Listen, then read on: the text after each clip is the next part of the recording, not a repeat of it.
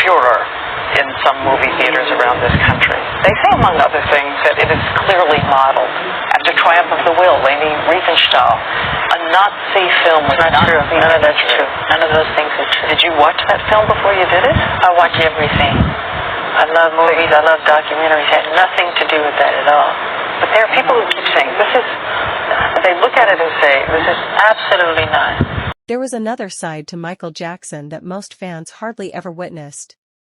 On stage, he appeared composed, self-assured, and completely in command. In public, he was generally respectful and patient, even while dealing with constant criticism. But there were times when reporters went too far by repeating false claims, asking disrespectful questions, or judging him before listening to his side of the story. Moments like these were uncommon, which made them unforgettable. Michael's frustration was never caused by a single question. It had built up after years of unfair accusations and constant misunderstandings. He also spoke out when black artists were treated unfairly in the music industry, refusing to stay silent whenever he believed something was wrong. Yes. Black artists have been taken advantage of. Completely.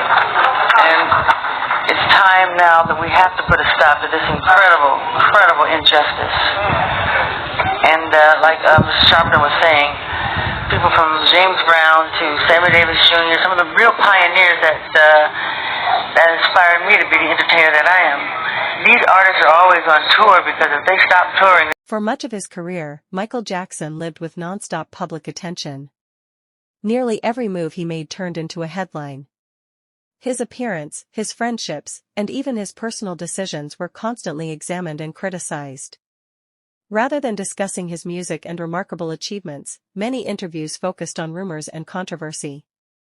By the late 1980s and early 1990s, reporters often seemed more interested in his private life than the work he created.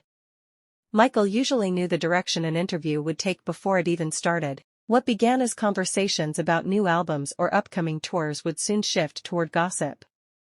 After years of answering the same speculation, his patience gradually wore thin, and then one reporter asked about claims that his father had mistreated him. Let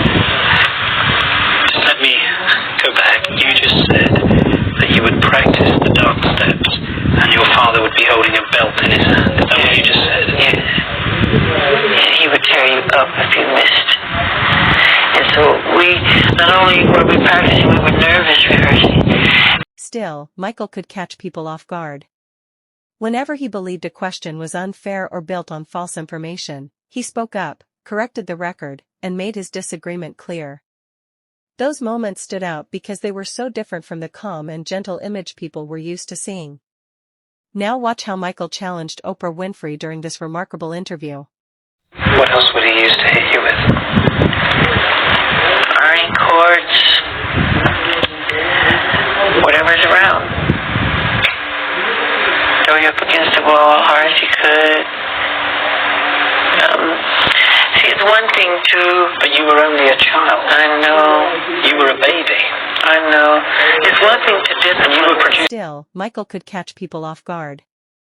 Whenever he believed a question was unfair or built on false information, he spoke up, corrected the record, and made his disagreement clear. Those moments stood out because they were so different from the calm and gentle image people were used to seeing. Now watch how Michael challenged Oprah Winfrey during this remarkable interview.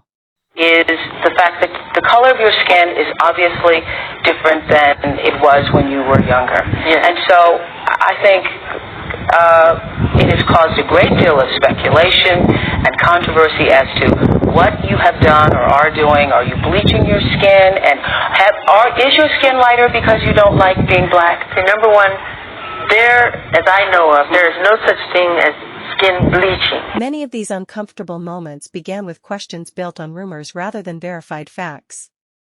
Throughout his career, Michael Jackson frequently became the subject of tabloid stories that spread across the world, even when they were unproven or completely false.